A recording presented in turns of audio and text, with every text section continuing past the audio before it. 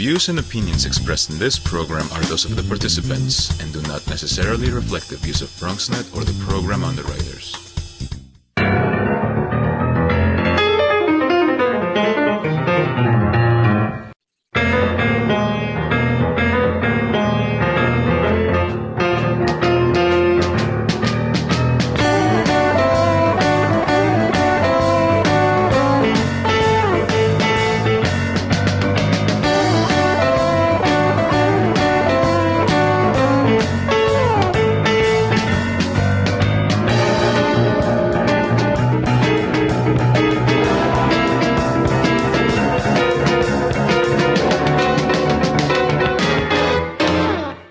Good evening and welcome to Bronx Talk, a special show tonight.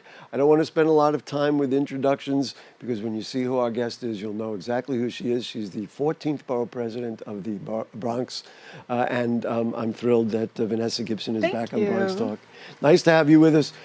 Before the show, I said, do you know how many times you've been on this program? Of course, in her career as a city council member and as a state assembly member. Do you know? No. This is her 21st appearance on Bronx. So 21st time, 21 times. We've talked about everything under the sun. To be 21 again. There you go. For both of us. But we've talked about everything under the sun except for what is it like to be the borough president. Yes. Has it been what you expected? Yes, a part of it. I knew the responsibilities of the office of the Bronx Borough President, certainly working with my predecessor, number 13 and number 12 and number 11.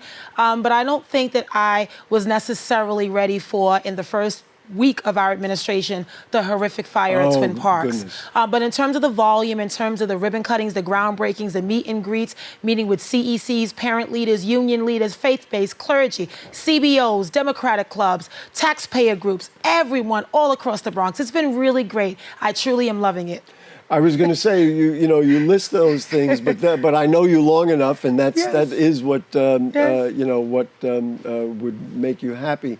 That fire, terrible tragedy, probably was kind of a wake-up call that, you know what, anything can happen at any time, and then you have to be there to deal with it. And I often say you have to stay ready so you don't have to get ready, but we learned a lot. Other surprises? Any surprises? Anything that has come up that you say, wow, I didn't know I had to do this, or this kind of thing would happen? No, a lot of it was, I was definitely made aware of. The staff in the office has been great in terms of understanding some of my appointments to the various commissions and boards, the CECs, the community boards, all of the units. I mean, we worked the first 2 months to really acclimate ourselves to the office, to meet with all of our unit directors and all of the longtime staff. Many have been in the office over several borough presidents, and really making sure we put our blueprint in the office, even down to the office look. You know, they always talk about changing the blinds and, changing the furniture. We did that too because we wanted to make sure the office looked a little different and really had a flair of what I like. But it's really been great. And then also in the first week before Twin Parks, we were able to name our deputy borough president, who is Janet Biguero, the first Latina, the first Dominican woman, and the first immigrant to serve. As you know, I met her, I think it was at the Veterans Breakfast. Yep. She's fantastic. She is. She's fantastic. Hardworking. Are we too early to say, gee, I've done this is what I'm proud of? Because as I told you beforehand, I looked at the show we did right after you won the primary, and you had a lot of ideas. We can talk about some of those ideas. Do you feel like you've gotten somewhere, or is it really a case of unrolling the thing and it's too early to ask you that question? Well, I think it's still early. I think 7 months we've been able to demonstrate our presence as the borough president, meeting with the elected officials and all of the stakeholders, with the governor, the mayor, the new administration, obviously talking about our blueprint and our platform for the borough. And as we talked during the campaign about new units, a lot of that is still underway in terms of rolling them out. The new unit of our Office of Intercultural Affairs, as well as Public Safety, we're still working on that, and we will be rolling out a job description so that we can hire up in the office. I had a lot of ULURP and a lot of charter mandated things we had to do in these 7 months. We got over 500 applicants for the local community boards, all 12. We had to make appointments to the CECs, which we did. We had to meet with all of our CEC appointees and borough appointees, to the City Planning Commission, to the franchise, so many different entities where the borough president does have a role. So we've been able to do that. I remember when Adolfo Carrion got elected, and he was still up in his office on Fordham Road. He was a council member, and he showed me this volume that was like, he said, I've got to read all this by like Wednesday so I could figure it out. You had talked about on that program we did in July of 2021 about redefining the role of the borough president, giving it more teeth. Do you feel like because I think the question I asked you was, well, it's ceremonial. I think you even agreed with that. Do you feel like we're getting there? Have you been able to assert yourself? You told me just before that you'll be meeting with the mayor.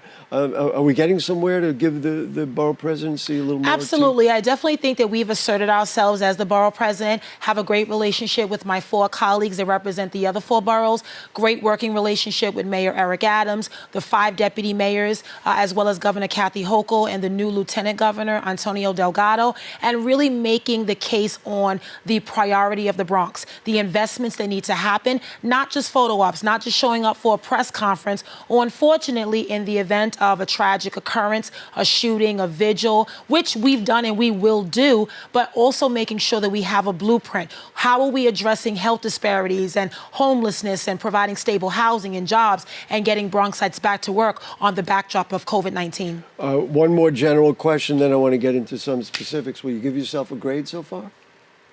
Not yet. I think question? it's All still too soon. Gary, back off. Let's talk about COVID. Yes. And I remember during that interview at the end of the program, you said, are we out of time? We didn't talk about healthcare. Let's talk about COVID numbers. It's like this, and right now it seems to be on the upswing. I guess it's BA5. How are we doing in the borough? I know that now that people can get antivirals right on the spot if that's what they choose to do.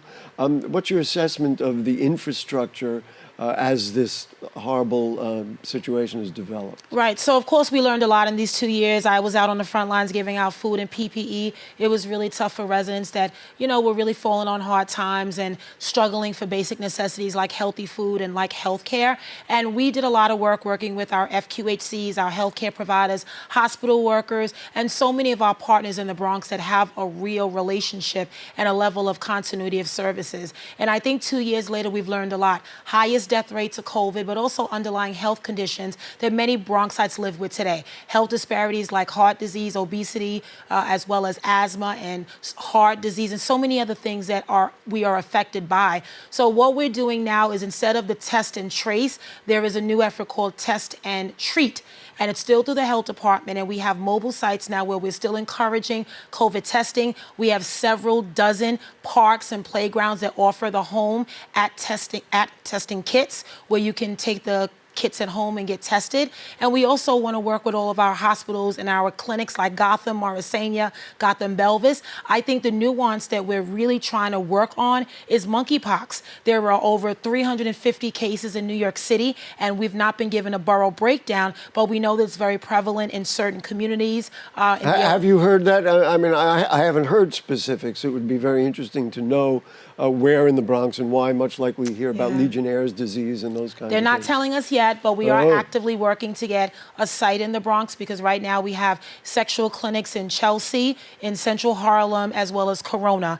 And, obviously the CDC needs to do better, because they promised us several thousand doses of vaccines that they didn't come through. The website, in order to sign up for appointments, crashed this week. And so these are things that the Department of Health is working on, but we want to do a lot of education, a lot of outreach, a lot of promotion, and we want to work with all of our stakeholders. Do you have concern about medical facilities if people from other places come here for women's reproductive care? I mean, I'm sure I'm going to make the assumption that you were in support of what the state legislature did, and there looks like there's going to be funding for those kinds of things. We did a show specifically on women's reproductive rights, and one of the experts said, it's nice to say you're going to open a clinic, but it's not all that easy to just open a clinic. So do you have concerns about that? I'm going to, again, make the assumption that you'd like to provide as much what services you can. So where are we at, and what has to be done to make that happen? So I feel very confident in our governor and the state legislature, as well as the city of New York. Planned Parenthood and so many other organizations have been credible messengers on the ground. And we knew this SCOTUS decision was coming down. We knew it because it was leaked several weeks before. So although we are disappointed, we're not surprised. I think we have to stay ready so we don't have to get ready. We have to plan because we know there are at least 24 states in the United States that will not only prevent and restrict abortions, but they're going to make it illegal following suit with the Supreme Court. And many of those women are poor, low-income women of color. They look just like me and they look just like the Bronx. So New York State will be a welcoming state. We will provide the reproductive health care, the abortion fund, and we will work in the state and the city to make sure that those services are available. Is it a financial thing? I mean, is it simply say, hey, let's get some more funding so we can, because you're going to need personnel and obviously you're going to need infrastructure? I think it's funding, it's infrastructure, it's capacity, it's staffing, it's training. I mean, we have a shortage of nurses now. So it's also making sure that we have the credible messengers and the medical professionals on staff as well. Well, Lehman College is building a nursing building right outside here. Yes. And so certainly that, I think that's a brilliant development in the borough of the Bronx. Let's talk about public safety. Okay. You had talked about, you mentioned it a moment ago, that you were going to develop a team dedicated to public safety. The numbers are a little more encouraging this week. I saw that better. Compared to June of 2021, we're a little bit better.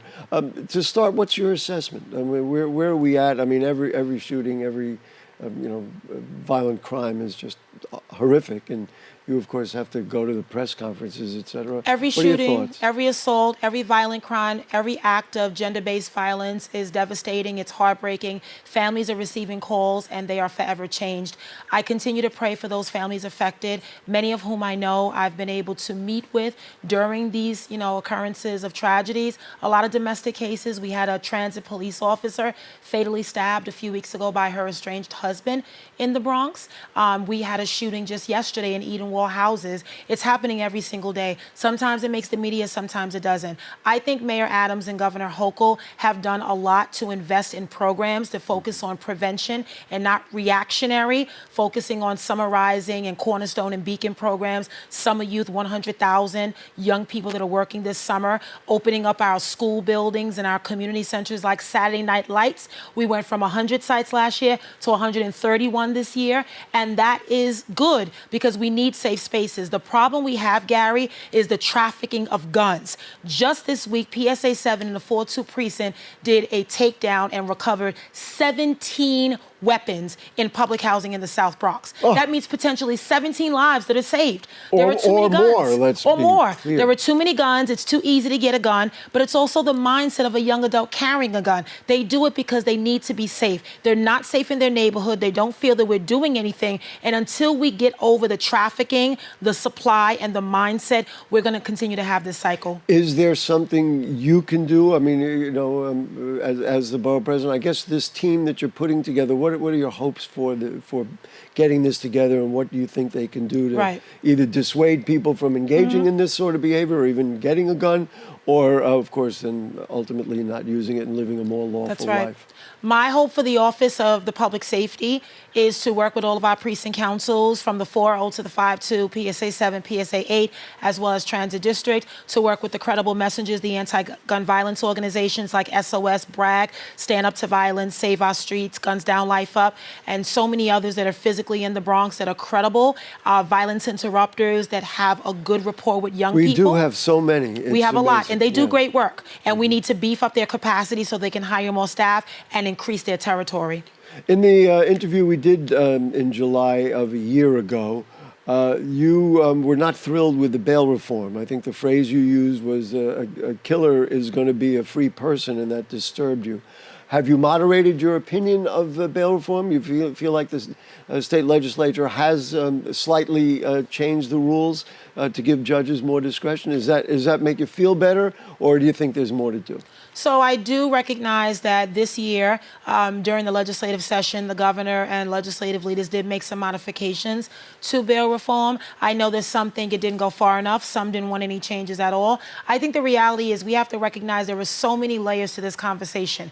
It's COVID, it's mental health, it's people being unstable, they are unhoused, they are homeless, they are living in challenging conditions and they need assistance, and they're reacting because of a reason.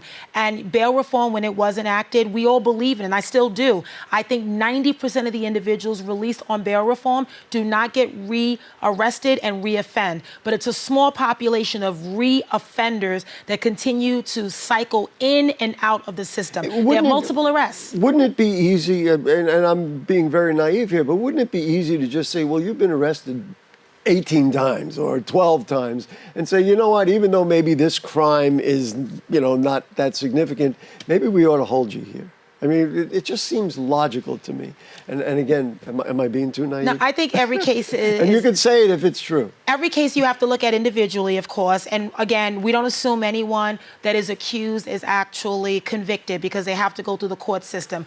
I think a combination of COVID, with courts being closed, being remote, and then moving to in-person, people not serving on juries, let's be honest, people not going in and serving on grand juries, so trials didn't start in the Bronx. I mean, a lot of it. We have a lot of gun arrests that are being made, but are they being prosecuted is the challenge. Let's talk about development, and there's a whole range of things. On North Broadway, there's a proposed homeless facility. Yeah. We could talk about that, and if you'd like to address that individually, you can. But in general, what considerations do you want to see coming from DHS when they propose a facility like that in the Bronx? Again, if you would like to address your thoughts on what's going on there are elected officials that are not happy about it. You saw that. Mm-hmm. But in general, so many communities are saying, you know what, why always us? Well, this is not the right, it could be any number of issues with these proposals. What do you want to see from DHS that would work, that would make you say, this is a good location, this is a good facility, I accept this in the Bronx, because obviously we've got to address the problem. Right. So let me first say that homelessness is a New York City problem and not a Bronx problem.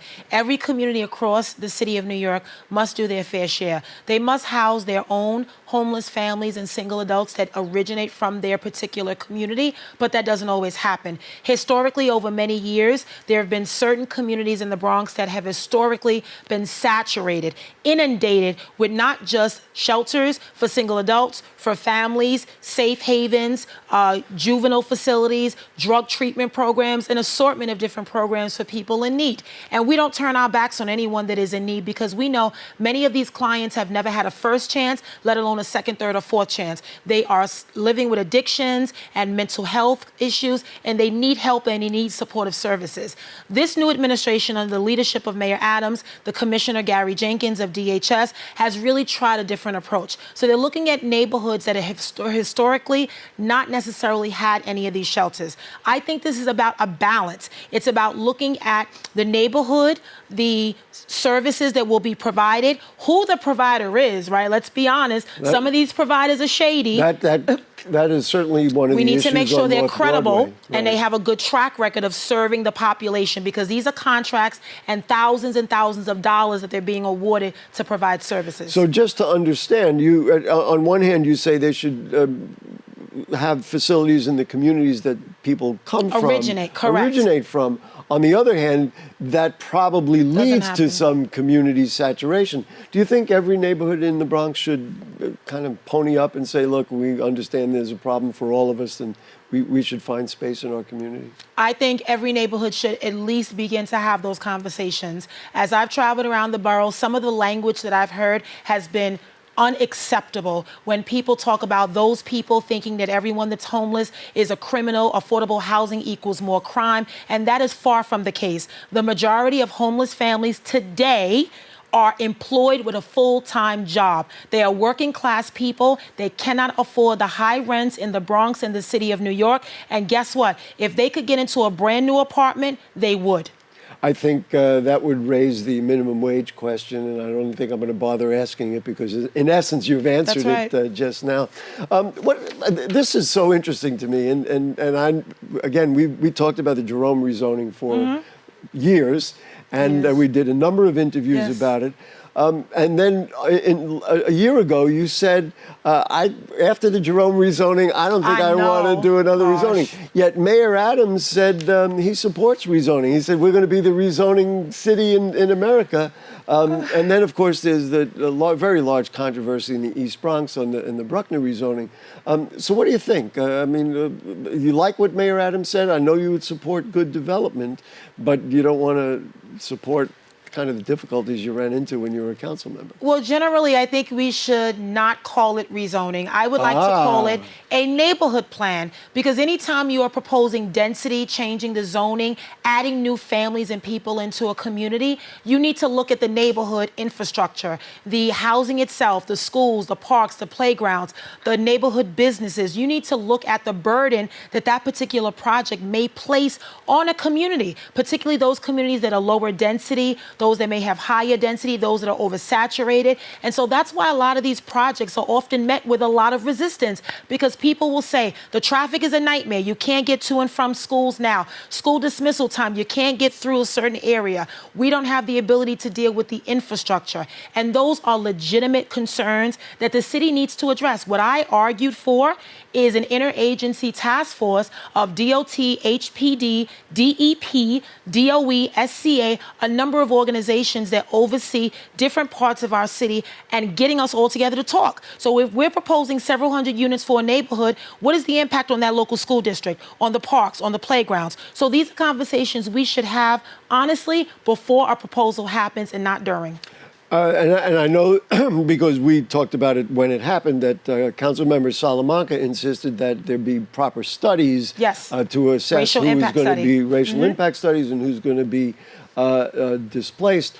What do you think about that Bruckner rezoning that's created such a controversy? I'm going to guess, because you've already said it, some of the dialogue is not very pleasant. And it wasn't. That's one issue, but that's an aside. Yeah. Would you support that proposal as it exists now? So I already made my recommendations, because as a part of the ULURP, the borough president has 30 days.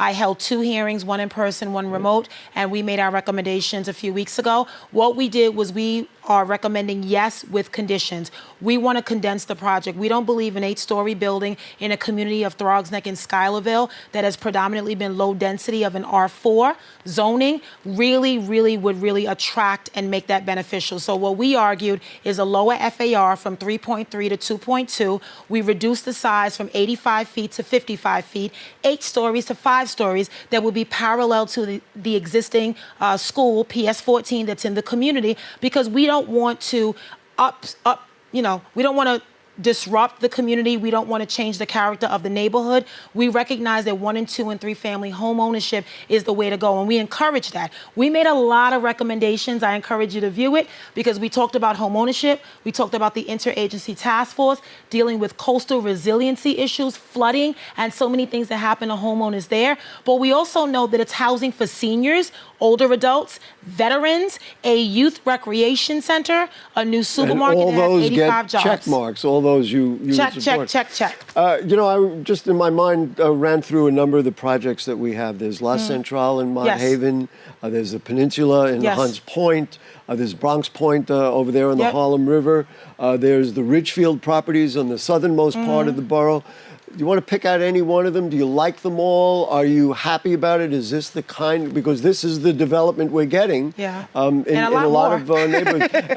Do you like them, or do you want to pick out one and say, I like this, I don't like this? What are your thoughts on this? So I think generally speaking, the projects that you speak of that are already underway are real, deeply 100% affordable housing with amenities like a YMCA, a youth center, recreation center. A BronxNet television BronxNet studios, that's right. That really will make a difference. And some of the new projects that are not yet on scale are really affordable, home ownership opportunities, housing for seniors and veterans, youth aging out of the foster care system, which I really care deeply about.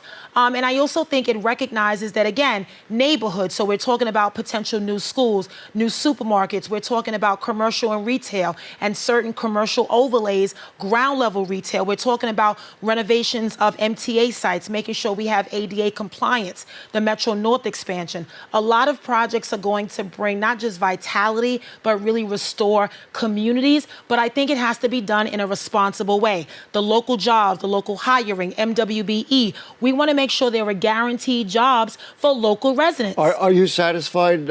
For example, there's obviously concern about displacement in the South Bronx with the Ridgefield properties and gentrification. Is that a concern along the way? I mean, of course. And how do we prevent? Again, I'm asking you the rezoning question. In other words, how do we get through that? It's hard. I mean, remember, some of the projects you see on the southern end of the borough in Port Morris and Mott Haven are as of right projects. So they're privately owned development that is not using any government subsidies. So we cannot go in and tell a developer what to do with those buildings. So a lot of those buildings you see along the Bruckner, the 3rd Avenue Bridge, entering Manhattan are market rate housing. And let's be honest, it's not for Bronx residents. It's for new residents that will come in at higher income levels. Many of them, I believe, are transient. They won't stay long. They could be here for school and or work in different professions, but they're not long-standing residents. That's what we want to maintain in the Bronx. The senior that's lived here 40, 50 years that is raising her grandchildren. We want to keep them here. Where's Bobby Sanabria to play me a drum roll right now? Kingsbridge Armory. Now, Yes. you toured it recently. You told me just before the show you were going to bring it up when you meet with Mayor Adams. What do you think? We're going to get it done. Myself and the elected officials, and I want to recognize Councilmember Piarina Sanchez, who was able to secure $5 million in the adopted budget through the support of Speaker Adrian Adams. Guess what? The women are going to get this done. We're going to reimagine the Kingsbridge Armory. We know that whatever is there needs to provide economic revenue for the city of New York, EDC. We know we need to create jobs. We know we need to support the local Kingsbridge merchants. We need to support the supermarkets, the bodegueros, the grocery stores. We need to support them. But we also need to bring in new jobs, new sectors, the gaming industry, the tech industry. What about, organizations like a Google coming into the Bronx? We need to look at creative approaches, but believe me, we will get it done. I'm going to have you back here at some point and ask you that. Last thing before we run out, cannabis is coming to the Bronx. Cannabis is coming. Yes, it is. I just did an interview. We did a show on race relations last week. Do you feel like this is kind of an economic engine that can help energize the Bronx? It is. I think the long-standing history of marijuana regulations in this country has historically targeted Black and brown New Yorkers and Americans. And with the legalization of marijuana in the state of New York, we are now going to right a wrong that has denied far too many people of color fair opportunities. So the idea of reinvesting in those same communities that historically were not benefited from, we have an ability to bring in more revenue. We can create jobs, support entrepreneurs like Latinas Grow, like Cannabis, so many different organizations. I had an amazing cannabis forum a few weeks ago, and we were able to meet a lot of entrepreneurs. And guess what? They're looking at it from a job perspective, from an economic, revenue perspective. So I think it's something that can work. We're just about out of time, Madam Borough President. Is there anything you want to tell people that I didn't ask you about, or that you want to take 30 seconds to tell the people of the Bronx? Sure. Well, I want to encourage Bronxites to come out on Sundays, our summer concert series at Orchard Beach at the main stage between sections 8 and 9. It's a party, ladies and gentlemen. 1 p.m. to 5 p.m. Orchard Beach, the Bronx Riviera, every Sunday until Labor Day. Well, this was your 21st appearance, and we are going to make sure that we have a 22nd before absolutely. Your term is over. There's so much more to talk about, Gary. You did that to me the last time also. I get food. All right, then that guarantees you'll be back. Healthcare. Thank you so much, folks. We'll see you next week on more Bronx Talk. We'll find somebody else nice to talk to, I promise. Congratulations again on working as hard as you do for the Borough of the Bronx. And we'll see you next week. Good night.